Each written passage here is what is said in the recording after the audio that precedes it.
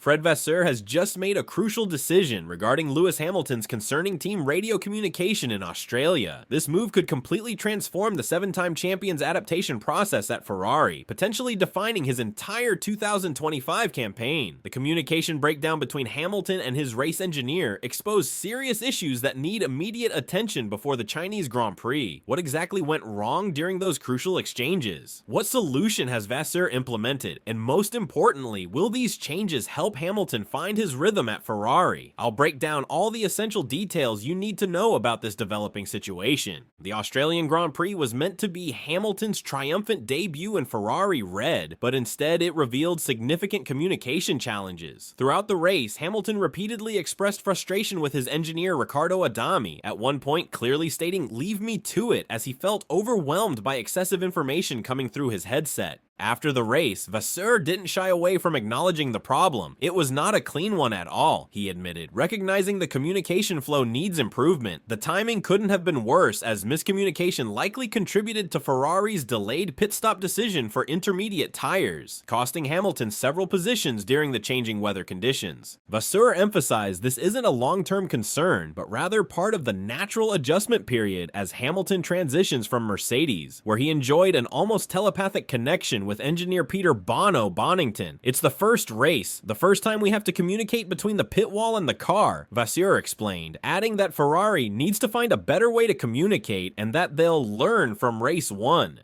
For Hamilton, efficient radio communication isn't just a preference, it's fundamental to his driving style. At Mercedes, Bonington knew precisely when to provide critical information and when to maintain silence, allowing Hamilton to focus on driving. At Ferrari, that relationship doesn't exist yet, and their communication approach differs significantly from what Hamilton is accustomed to. Ferrari is now implementing several changes to address these issues. They're reducing non-essential updates during intense racing moments, focusing on delivering only critical information when Hamilton needs it most. The team is also establishing clear, pre-agreed phrases for different race situations to minimize confusion. Additionally, Ferrari is adjusting their pre-race briefings to include specific communication protocols for various scenarios, ensuring Hamilton knows exactly what to expect in terms of information delivery. Their engineering department is also streamlining decision-making processes to execute strategy calls with immediate clarity. And perhaps most importantly, Ferrari is actively seeking Hamilton's input on his preferred communication style, rather than forcing him to adapt entirely to their existing system, a significant shift that demonstrates Vasseur's commitment to making this partnership succeed. The upcoming Chinese Grand Prix will be the first test of these improvements. Hamilton has historically excelled at Shanghai with 6 victories, but his performance will largely depend on how effectively Ferrari implements these communication changes. If they establish a better rhythm on the radio and improve their decision-making, Hamilton could deliver a much stronger performance. However, if the issues persist, questions will inevitably arise about whether he can truly thrive in Ferrari's system, especially as teammate Charles Leclerc continues to adapt more seamlessly. Do you think Ferrari will resolve Hamilton's communication struggles in time for China, or will these issues continue to hinder his performance throughout the season? Share your thoughts in the comments below. Ferrari's 2025 campaign has started with a major setback that nobody saw coming, as evidence mounts that a critical gearbox issue is forcing the team to compromise their car's performance. The Maranello squad left Melbourne with far fewer points than expected, but it's what Charles Leclerc revealed in his post-qualifying interview that has opened a fascinating investigation into Ferrari's true problems. Has the much-hyped SF25 been fundamentally compromised from the start? And more importantly, can Ferrari fix this issue before their championship hopes fade away? The evidence has been hiding in plain sight since preseason testing. During the final day in Bahrain, Lewis Hamilton's running was cut short due to gearbox troubles, a sign of things to come that few paid attention to at the time. Fast forward to Melbourne, and customer team Haas saw Oliver Behrman unable to participate in qualifying due to gearbox issues, while Hamilton himself reported gear synchronization problems over team radio during the race. But the smoking gun came directly from Leclerc, who admitted the team had to raise the ride height of both SF25s between Friday practice and Saturday qualifying. This is a crucial detail. Teams would never voluntarily sacrifice performance by raising ride height unless absolutely necessary, and the telemetry data confirms just how much performance they lost as a result. If you look at Leclerc's data from FP2 compared to his final Q3 lap, the performance drop is shocking, an F1 analyst commented. He was significantly slower in the final 4 corners of the circuit despite running with less fuel in qualifying. In turn 11 alone, he lost 8 kilometers per hour and almost 1 G of cornering force. That's an enormous amount of performance sacrificed.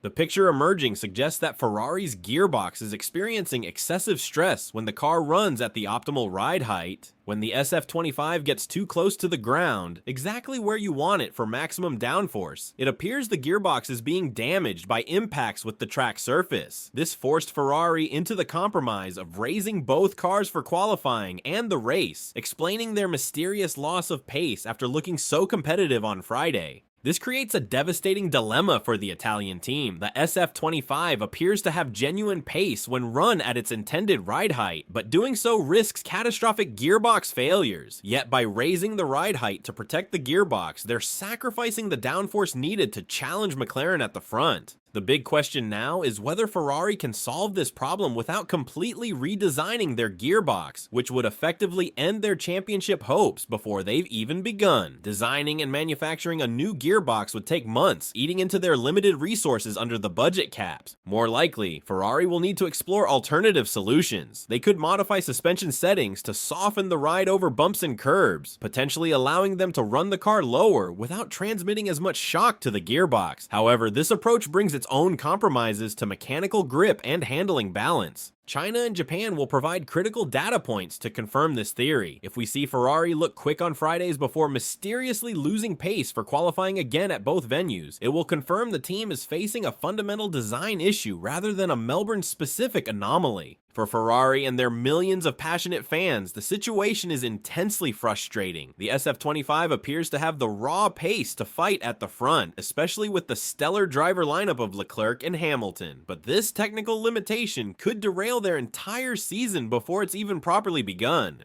What do you think about Ferrari's gearbox troubles? Can they find a workaround solution, or are they facing a season-long compromise? Let us know your thoughts in the comments below.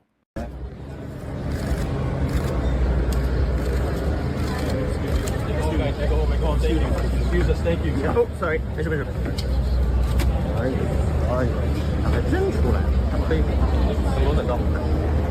Lewis Hamilton has left the entire paddock speechless with his mindset heading into his Ferrari debut, confirming exactly what rival drivers feared most. The 7-time world champion feels absolutely zero outside pressure. Despite concerns about adapting to a new team at 40 years old, Hamilton has arrived in Melbourne with a dangerous combination of confidence, experience, and pure excitement that has sent shockwaves through the grid. The question now isn't whether Hamilton can handle the pressure of Ferrari, it's whether anyone can handle the pressure of racing against a liberated Lewis Hamilton. After 12 seasons with Mercedes that ended with 3 frustrating years in an underperforming car, many wondered if Hamilton's move to Ferrari would bring overwhelming pressure and expectations. But the Briton has flipped the script entirely, declaring that external pressure is non-existent for him ahead of this weekend's Australian Grand Prix. This mental fortitude is precisely what competitors hoped they wouldn't see from a rejuvenated Hamilton in the famous red car.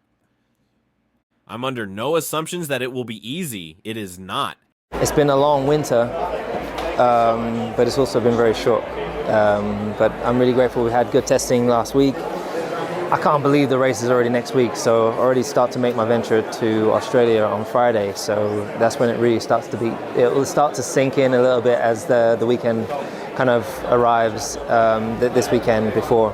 And no, but I feel excited. I feel we're as best prepared as we could be given the short space of time that I've had. There's still things to learn, but I'm just excited to get going. I love racing. Hamilton acknowledged when speaking to media in Melbourne, but I don't feel the pressure. The outside pressure, it's non-existent for me. The pressure is from within and what I want to achieve. These aren't the words of a driver feeling the weight of Ferrari's championship drought. They're the words of a champion who knows exactly what he's capable of delivering. What's particularly alarming for rivals is Hamilton's clear sense of purpose and belonging at Ferrari. "I'm not here to prove anything to anybody. I don't feel I have to do anything," he stated with the confidence that comes from having nothing left to prove in the sport. "I've been in F1 a long time and done it time and time again. I know what it takes to do a good job, and that's what I want to deliver for myself and for my family, for this team that I really believe deserves success."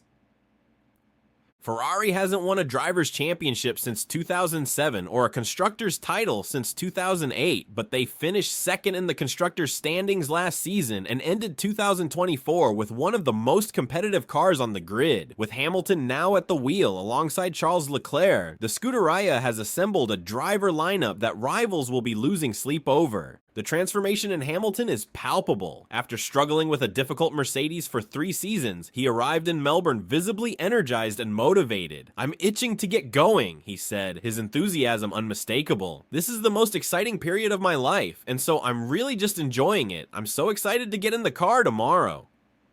Perhaps most intimidating for competitors is Hamilton's emotional and psychological evolution since his F1 debut at this very track in 2007. The contrast between the 22-year-old rookie who drowned many times and today's self-assured champion couldn't be more stark. "Now, obviously, I'm very comfortable in my skin. I know who I am, I know where I'm going, I know what energy and time and effort I need to put in to get there," Hamilton reflected. This level of self-knowledge combined with his unparalleled experience makes Hamilton more dangerous than ever. He's not only technically brilliant, but mentally bulletproof. The exact combination that drivers like Verstappen and Norris desperately hoped they wouldn't have to contend with in a competitive Ferrari. I can't believe the race is already next week, so I already start to make my venture to Australia on Friday, so that's when it really starts to be, it will start to sink in a little bit as the weekend kind of arrives. I feel we're as best prepared as we could be given the short space of time that I've had. There's still things to learn, but I'm just excited to get going. I love racing, and so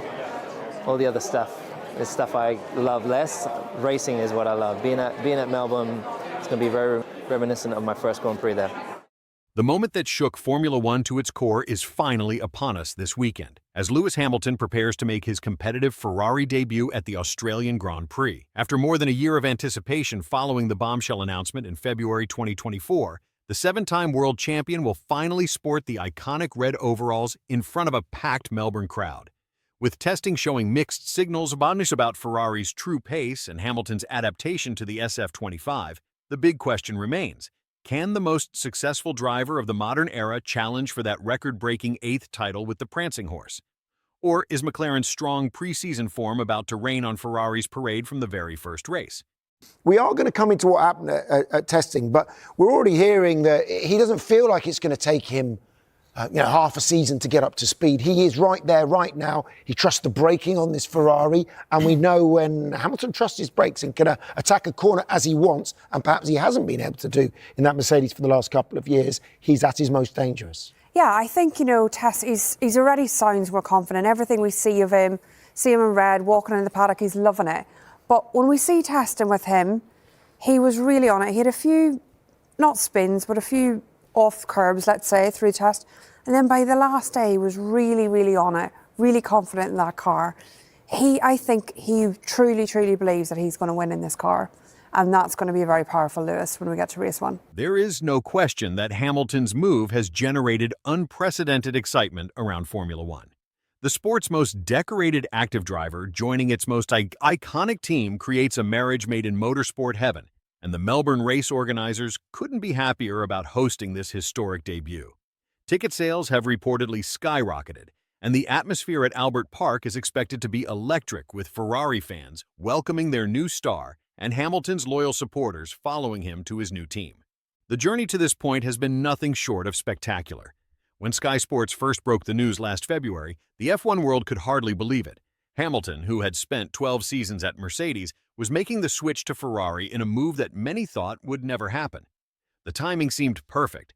Ferrari needed a blockbuster signing after parting ways with Carlos Sainz, while Hamilton was clearly frustrated with Mercedes' inability to provide him with a championship contending car since 2021.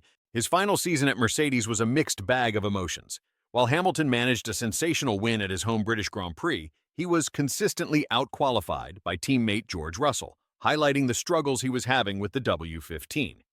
The seven-time champion made no secret of his eagerness to join Ferrari in the latter stages of 2024, with his enthusiasm growing more visible with each passing race. The preparations for his Ferrari debut have been intense and meticulous.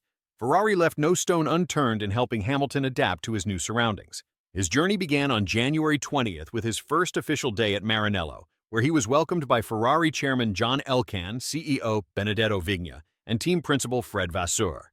The images of Hamilton dressed in Ferrari red immediately went viral, sending social media into a frenzy. Hamilton's testing program has been equally impressive. Despite foggy conditions at Ferrari's Fiorano test track, thousands of passionate tifosi showed up to catch a glimpse of their new hero. The seven-time champion acknowledged their support by approaching the edge of the circuit to wave at the fans, a gesture that instantly endeared him to the Ferrari faithful. However, not everything went smoothly during testing. Reports emerged of Hamilton crashing the 2023 Ferrari during a private test in Barcelona, though no footage or images of the incident ever surfaced.